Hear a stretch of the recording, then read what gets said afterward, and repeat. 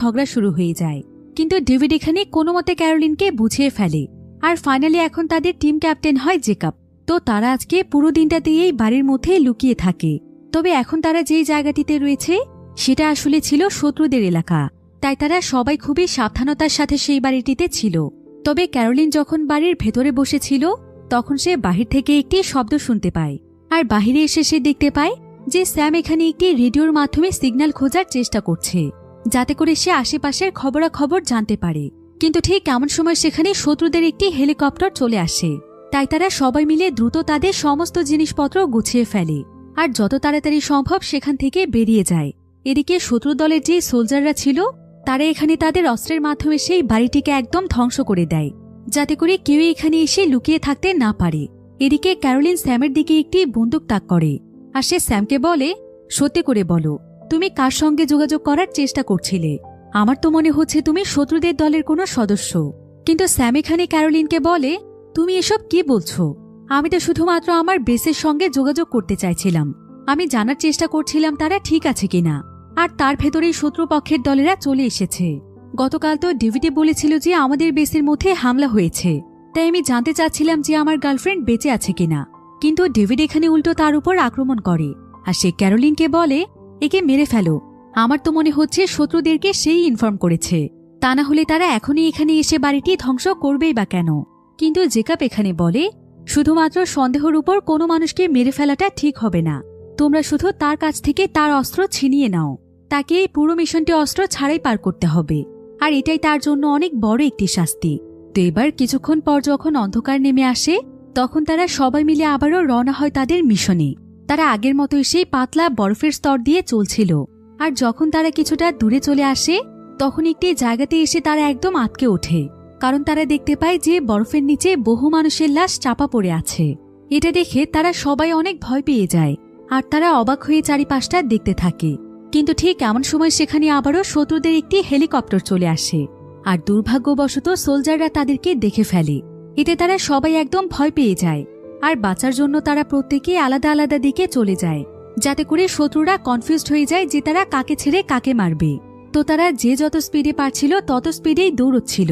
আর প্রায় অনেকটা দূরে চলে আসার পর তারা তাদের সামনে বিশাল বড় একটি ব্রিজ দেখতে পায়। আর তারা প্রত্যেকেই নিজেদের মতো করে সেই ব্রিজটির নিচে লুকিয়ে পড়ে, যার ফলে শত্রুপক্ষ তাদেরকে আর খুঁজে না পেয়ে সেখান থেকে চলে যায়। আর এবারের মতো তারা সবাই বেঁচে যায়। এবার জেকব তাদের সবাইকে বলে যে দৌড়তে দৌড়তে তারা সবাই অনেক ক্লান্ত হয়ে পড়েছে, তাই তাদের সবারই এখন কিছুক্ষণ বিশ্রাম নেওয়া উচিত। তো এবার বেশ কিছুক্ষণ বিশ্রাম নেওয়ার পর তারা সবাই মিলে আবারও বেরিয়ে পড়ে তাদের সফরে, কারণ সেখানে খুব বেশি সময় থাকলে সেই সোলজাররা আবারও ফিরে আসতে পারে। এরপর স্কেটিং করতে করতে তারা অনেকটাই দূরে চলে আসে আর একটি জায়গাতে এসে তারা অনেকগুলো পরিত্যক্ত বাড়ি দেখতে পায়, যেখানে কোনো মানুষই ছিল না। তো সেই জায়গাটিকে ভালোভাবে তল্লাশি করার সময় তারা ঠিক সামনে একটি বার দেখতে পায়। সেই বারটির ভেতরে আবার লাইট জ্বলছিল, তাই তারা লুকিয়ে লুকিয়ে সেই বারের ভেতরের পরিস্থিতি দেখার চেষ্টা করছিল। আর কিছুক্ষণ পরেই তারা দেখতে পায় যে আসলে সেই বারটির মধ্যে একটি বয়স্ক দম্পতি রয়েছে। তাই তারা সবাই তখন বারটির ভেতরে চলে যায়। আর ভেতরে এসে তারা বুঝতে পারে যে এটা আসলে কোনো বার নয়, বরং একটি বাড়ি। তবে এই বয়স্ক দম্পতি তাদেরকে দেখে অনেক ভয় পেয়ে যায়। তারা আসলে তাদেরকে শত্রুপক্ষের সোলজার ভেবেছিল, কিন্তু তারা তাদেরকে জানায় যে তারা তাদের কোনো ক্ষতি করতে এখানে আসেনি। এটা জানতে পেরে সেই দম্পতি কিছুটা নিশ্চিন্ত হয়। এরপর তারা তাদের সবাইকে খাবার খেতে দেয়। আর খাবার খাওয়ার সময় তারা সবাই তাদের দুজনের কাছে জানতে চায় যে এত ঝুঁকি নিয়ে তারা এখানে কেন আছে, তারা বেঁচে গিয়ে কেন আশ্রয় নিচ্ছে না। সেই দম্পতি তখন তাদেরকে জানায় যে শত্রুরা তো বেসও ধ্বংস করে দিচ্ছে, তাই তার চাইতে ভালো তারা তাদের জীবনের শেষ দিনগুলো এখানেই কাটাতে চায়। তো এখানে কথা বলতে বলতেই ক্যারোলিনের হাত থেকে হঠাৎ করে একটি সুপের বাটি মাটিতে পড়ে যায়। এরপর সে যখন নিচু হয়ে সেই বাটিটি ওঠাতে যায় ঠিক তখনই সে দেখতে পায় যে সেই বৃদ্ধ লোকটির কাছে বন্দুক রয়েছে, অর্থাৎ এরাও ছিল শত্রুদেরই লোক। এখানে আবার সেই বৃদ্ধ লোকটি বুঝে যায় যে ক্যারোলিন তাদের ব্যাপারে বুঝতে পেরে গিয়েছে, তাই সে অনবরত তাদের উপর শুট করতে শুরু করে। আর এখানে বাঁচার জন্য তারা উল্টো তাদের উপর শুট করতে থাকে। এতে করে দেখা যায় যে সেই বৃদ্ধ দম্পতির সঙ্গে সঙ্গে এখানে স্যামও মারা গিয়েছে, কারণ তাকে সেই বৃদ্ধ লোকটি গুলি করে দিয়েছিল। এতে তারা সবাই অনেক কষ্ট পায়। এদিকে ডেভিডের পেটেও গুলি লেগে গিয়েছিল, তাই তার অবস্থা অনেক খারাপ হয়ে যায়। এদিকে স্যামের কাছে যে রেডিওটি ছিল হঠাৎ করে সেই রেডিওর মধ্যে একটি সিগন্যাল পাওয়া যায়। স্যামের সঙ্গে কেউ যোগাযোগ করার চেষ্টা করছিল। তো এরপর এরিক নামের সেই ছেলেটি কথা বলে জানতে পারে যে এটা আসলে স্যামের গার্লফ্রেন্ড, যার সঙ্গে স্যাম যোগাযোগ করার চেষ্টা করছিল। আর এখানে তারা সবাই বুঝে যায় যে তখন স্যাম আসলে সত্য কথাই বলছিল। বিষয়টি বুঝতে পেরে তারা সবাই অনেক কষ্ট পায়। তারা চাইলেও এখন আর স্যামের কাছে মাপ চাইতে পারবে না। তাই সমস্ত পরিস্থিতি মেনে নিয়ে তারা আবারও প্রস্তুত হয়ে যায় আর কিছুক্ষণের মধ্যেই বেরিয়ে পড়ে তাদের সফরে। তবে অনেকটা রাস্তা চলার পরে হঠাৎ করেই ডেভিডের শরীর অনেক খারাপ হয়ে যায়। সে ঠিকমতো চলতেও পারছিল না। তবে এমন সময় তারা তাদের সামনে বিশাল বড় একটি জাহাজ দেখতে পায়। সেখানে হয়তো প্রয়োজনীয় কোনো জিনিস পাওয়া যেতে পারে। তাই তারা দ্রুত সেই জাহাজটির কাছে চলে যায়। তবে এই জাহাজটি পুরোপুরিভাবে বরফে জমে গিয়েছিল। তারপরও তারা জাহাজটির ভেতরে গিয়ে প্রয়োজনীয় কিছু জিনিসপত্র খুঁজতে থাকে। তবে তারা স্কেটিং করতে করতে অনেকটাই দূরে চলে এসেছে। তাই তারা প্রত্যেকেই ছিল অনেক বেশি ক্লান্ত। এই কারণে কয়েক ঘন্টা তারা সেখানেই বিশ্রাম নেওয়ার সিদ্ধান্ত নেয়। এদিকে অনেক খোঁজাখুঁজি করেও ডেভিডের জন্য তেমন কিছুই খুঁজে পাওয়া যায় না। ফলে ডেভিডের অবস্থা আরও অনেক বেশি খারাপ হয়ে যায়। কিন্তু ডেভিড যতটা সম্ভব নিজেকে শান্ত রাখার চেষ্টা করছিল। এদিকে এই সমস্ত পরিস্থিতি দেখে এরিক অনেক ভয় পাচ্ছিল। তাই সে এখানে ক্যাপসুল হাতে নিয়ে সবাইকে বলে, আমি এই ক্যাপসুল দুটো খুলে দেখতে চাই। আমি জানতে চাই যে এগুলোর মধ্যে কি এমন জিনিস রয়েছে যেটা কিনা যুদ্ধ থামিয়ে দিতে পারবে। এটা তো আমাদের অবশ্যই জানা উচিত যে কোন জিনিসের জন্য আমরা আমাদের জীবন দিয়ে দিচ্ছি। কিন্তু জেকাব এবং ক্যারোলিন তাকে বারবার নিষেধ করে। তবে এরিক তাদের কারো কোনো কথাই শোনে না। সে জোর করে ক্যাপসুলটিকে খুলে ফেলে। এরপর দেখা যায় যে ক্যাপসুলটির মধ্যে একটি ছোট্ট বোতলে এক ধরনের লিকুইড রয়েছে। প্রথমে তো তারা বুঝতেই পারছিল না যে লিকুইডটি আসলে কিসের হতে পারে। তবে অনেক সময় ধরে পর্যবেক্ষণ করার পর ক্যারোলিন বুঝতে পারে যে এটা তো আসলে এক ধরনের ভাইরাস। অর্থাৎ শত্রুদেরকে শেষ করে দেওয়ার জন্য তারা এই ভাইরাসটিকে বায়োলজিক্যাল অস্ত্র হিসেবে ব্যবহার করছে। তারা আসলে চাইছে যে ক্যাপসুলগুলোর মাধ্যমে সকলের মাঝে ভাইরাস ছড়িয়ে দিতে। কিন্তু এতে করে তো শত্রুদের পাশাপাশি সাধারণ জনগণও মারা যাবে। তো ক্যারোলিন এখানে একটি বিষয় খুব ভালোভাবেই বুঝতে পারে যে আসলে তাদের মিলিটারি ফোর্সদের মূল লক্ষ্য হচ্ছে যে ভাইরাস ছড়িয়ে দেওয়ার পর শত্রুদের সঙ্গে যতজন ইচ্ছে মানুষ মারা যাক। তারাই যেহেতু এই ভাইরাসটিকে উৎপন্ন করেছে, তাই হয়তো তাদের কাছে এই ভাইরাসের এমন একটি প্রতিষেধক রয়েছে যে তাদের এই বিশাল সংখ্যার বিশেষ একটি গ্রুপ বেঁচে থাকবে। আর তারাই হয়তো তখন সব জায়গাতে রাজত্ব করবে। এটা হয়তো তাদের গোপন কোনো প্ল্যান হতে পারে। তো তারা সবাই এই সমস্ত বিষয় জানতে পেরে তারা প্রত্যেকেই অনেক অবাক হয়ে যায়। এরপর তারা সবাই মিলে সেই জাহাজটির মধ্যে তল্লাশি শুরু করে। তো তারা সবাই নিজের মতো করে ব্যস্ত ছিল। কিন্তু হঠাৎ করে এমন সময় আবার সেখানে গুলির আওয়াজ শুনতে পাওয়া যায়। সবাই তখন ভেতরে গিয়ে দেখতে পায় যে ডেভিড যন্ত্রণা সহ্য করতে না পেরে সে নিজেই নিজেকে গুলি করে মেরে ফেলেছে। এটা দেখে তাদের প্রত্যেকেরই ডেভিডের জন্য অনেক খারাপ লাগছিল। তবে ক্যারোলিন এখানে সবাইকে বলে ডেভিডের গুলির আওয়াজে হয়তো যে কোনো সময় শত্রুরা এখানে চলে আসতে পারে। তাই দ্রুত আমাদেরকে তৈরি হয়ে এখান থেকে বেরিয়ে যাওয়া উচিত। একথা শুনে এরিড এখানে ক্যারোলিনকে বলে, মানুষ যে কতটা স্বার্থপর হতে পারে সেটা তোমাকে দেখলেই বোঝা যায়। এখানে আমাদের সঙ্গী মারা গিয়েছে, তোমার তার ব্যাপারে কোনো পরোয়াই নেই। তুমি এতটা স্বার্থপর কিভাবে হতে পারো? ক্যারোলিন তখন বলে, আমি এখানে মরতে আসিনি, বুঝেছ? আমি এসেছি শুধুমাত্র মিশন কমপ্লিট করতে। তাই মিশন কমপ্লিট করতে যদি আমাকে একাও যেতে হয় তাও আমি যেতে রাজি আছি। ক্যারোলিনের কথায় সবাই অনেক বেশি অবাক হয়ে যায়। কিন্তু আসলে ক্যারোলিন তো শুধুমাত্র তার মেয়ের কথাই ভাবছিল, কারণ তাকে তো যেভাবেই হোক তার মেয়েকে খুঁজে বের করতে হবে। এখন কেউ যখন ক্যারোলিনের সাথে আসছিল না, তখন ক্যারোলিন একাই ক্যাপসুল নিয়ে বেরিয়ে যায়। সে স্কেটিং করতে করতে অনেক দূরে চলে আসে। আর এক পর্যায়ে সে এমন একটি জায়গাতে এসে পৌঁছয় যেখানকার বরফের স্তর ছিল খুবই পাতলা। সেখানে এক পা এগোনো মানে মৃত্যুর দিকে নিজেকে ঠেলে দেয়া। তারপরও ক্যারোলিন খুবই সাবধানতার সাথে সামনে এগোচ্ছিল। কিন্তু হঠাৎ করেই বরফগুলো ভাঙতে শুরু করে। তাই ক্যারোলিন বাঁচার জন্য সঙ্গে সঙ্গেই মাটিতে শুয়ে পড়ে। আসলে ক্যারোলিন সেই ক্যাপসুল দুটো নিয়ে কাউকে কোনো কিছু না বলেই মিশনে বেরিয়ে এসেছে। কারণ যখন তারা সবাই ক্যাপসুলের ভেতরে থাকা ভাইরাসটি সম্পর্কে জানতে পেরেছিল, তখন তারা সবাই এই মিশনটিকে ক্যান্সেল করে দেওয়ার সিদ্ধান্ত নিয়েছিল। কারণ তারা কেউই চাইছিল না যে সাধারণ মানুষের মধ্যে ভাইরাসটি ছড়িয়ে পড়ুক। এতে তো উল্টো মানব সভ্যতা শেষ হয়ে যাবে, এতে শত শত মানুষ মারা যাবে। কিন্তু ক্যারোলিনের এতে কোনো কিছুই যায় আসে না। আর তাই সে ক্যাপসুলগুলো নিয়ে লুকিয়ে লুকিয়ে বেরিয়ে এসেছিল। কিন্তু তার বেরিয়ে আসার কিছুক্ষণ পরেই এরিক এবং জেকাব বিষয়টি জানতে পারে। তাই তারা দ্রুত ক্যারোলিনের পিছু করতে করতে তার কাছে চলে আসে। কিন্তু ক্যারোলিন তো ভাঙা বরফের টুকরোর মধ্যে ফেসে গিয়েছে, তাই তার পক্ষে এখন দাঁড়ানো সম্ভব ছিল না।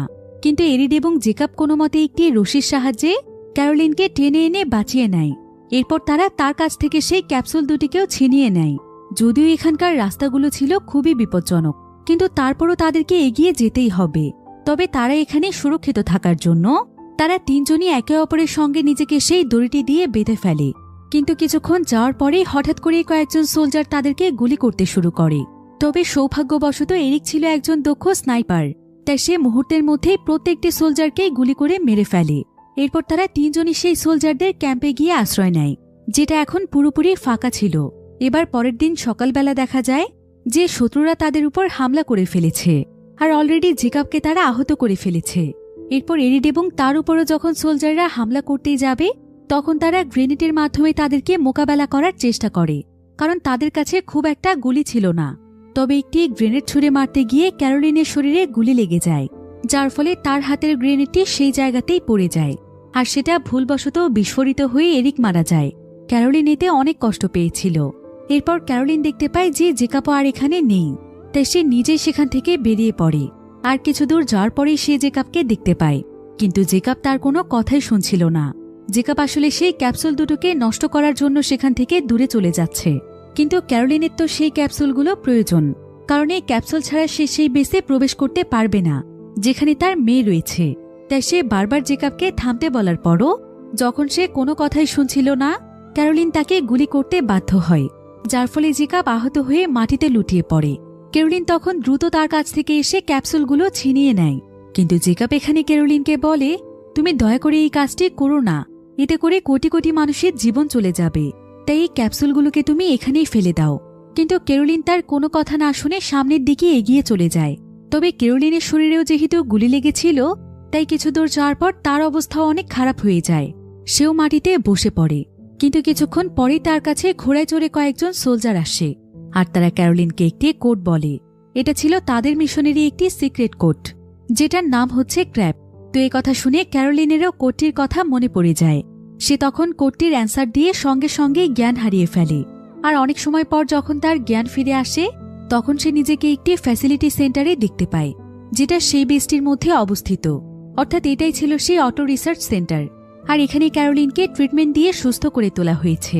এরপর একজন ডক্টর ক্যারোলিনকে জানায় যে সে তার মিশনটি একদম সঠিকভাবে সাকসেসফুল করেছে, তাই এখানকার লিডার অ্যাডমিরাল তার সঙ্গে দেখা করতে চায়। তো কিছুক্ষণ পরেই অ্যাডমিরাল এবং তার সঙ্গীরা মিলে ক্যারোলিনের সঙ্গে দেখা করতে আসে। আর এই মিশনটি সফলভাবে কমপ্লিট করার জন্য অ্যাডমিরাল এখানে ক্যারোলিনকে অনেক অনেক অভিনন্দন জানায় এবং তাকে সবচাইতে সাহসী সোলজারের উপাধি দেয়া হয়। এমনকি তাকে একটি ব্যাচ পরিয়ে দিয়ে তার র্যাঙ্ক বাড়িয়ে দেয়া হয়। এখানে আবার আমরা জেকাবকেও দেখতে পাই, অর্থাৎ তাকেও এখানে এনে সুস্থ করে তোলা হয়েছে। তো এবার ক্যারোলিন অ্যাডমিরালকে বলে, আমি আপনাদের কথা মতো অনেক রিস্ক নিয়ে এই মিশনটি কমপ্লিট করেছি, এখন আপনারাও আপনাদের কথা রাখুন। আমার মেয়ে লোরা কোথায়? আপনারা তাড়াতাড়ি ওর সঙ্গে আমার দেখা করার ব্যবস্থা করে দিন। কিন্তু অ্যাডমিরাল এখানে তার কাছে ক্ষমা চায়, আর সে তাকে বলে যে লোরার ব্যাপারে ক্যারোলিনকে যা কিছু বলা হয়েছিল সে সবকিছুই ছিল মিথ্যে। ক্যারোলিন যাতে এই মিশনটিতে রাজি হয়, তাই তারা ক্যারোলিনের মেয়ের ব্যাপারে এত বড় মিথ্যে কথা বলেছে। আসলে তাদের কাছে লোরা নেই। কিন্তু এই কথা শুনে ক্যারোলিন যেন একদম পাগলের মতো হয়ে যায়। সে সঙ্গে সঙ্গে অ্যাডমিরালের উপর হামলা করে। সে মারতে মারতে তার নাক মুখ একদম ফাটিয়ে দেয়, কিন্তু জেকাব এখানে এসে কোনো মতে তাকে সামলে নেয়। তবে ক্যারোলিন এখানে প্রচণ্ড রকমের কাজ ছিল, কারণ সে তো তার মেয়েকে দেখার জন্যই এত বিপদ উপেক্ষা করে এখানে এসেছে। এবার পরিস্থিতি কিছুটা শান্ত হলে ক্যারোলিন জেকাবের কাছে আসে, আর সে জেকাবকে বলে, তুমি ঠিকই বলেছিলে, আমার তাদের কাছে এই ভাইরাসটিকে পৌঁছে দেওয়া ঠিক হয়নি। কারণ যদি আমার মেয়ে এখন বাইরে কোথাও বেঁচে থাকে, তাহলে তো সেও এই ভাইরাসে মারা যাবে, যেটা আমি কোনোদিনও হতে দেব না। আমি ভাইরাসটিকে নষ্ট করতে চাই। কিন্তু জেকাব তাকে বলে, এটা তোমার আগে ভাবা উচিত ছিল, আমি তোমাকে বারবার বলেছিলাম। কিন্তু এখন আমাদের আর কিছুই করার নেই, এখন চুপচাপ সবকিছু দেখতে হবে, কারণ আমাদের কাছে ভাইরাসটিকে নষ্ট করার আর কোনো উপায়ই নেই। ভাইরাসটি এখন ল্যাবে রাখা আছে, অর্থাৎ সেটা শুধুমাত্র তাদের আয়ত্তে। কিন্তু ক্যারোলিন তাকে বলে, তুমি কি ভুলে গিয়েছ, আমরা এই মিশনটি কমপ্লিট করার পর সবাই আমাদেরকে হিরো ভাবছে, আর আমরা এখন এই সুযোগটিকেই কাজে লাগাবো। আমাদেরকে এখন যে কোনো জায়গাতেই প্রবেশ করতে দেয়া হবে, আর এটাই হবে আমাদের ভাইরাস নষ্ট করার সবচাইতে বড় সুযোগ। এরপর ক্যারোলিন এবং জেকাব প্ল্যান করে সেই ল্যাবের সামনে চলে যায়, যেটার ভেতরে ভাইরাসের সেই ক্যাপসুলগুলো ছিল। তারা তাদের সঙ্গে গোপনে অস্ত্রও নিয়ে এসেছে। যেটা সম্পর্কে কেউই জানত না। তো এবার তারা ল্যাবের মধ্যে প্রবেশ করে সেখানে থাকা কয়েকজন সায়েন্টিস্টের উপর হামলা করে, কিন্তু এই ব্যাপারে আশেপাশের কেউই খবর পায়নি।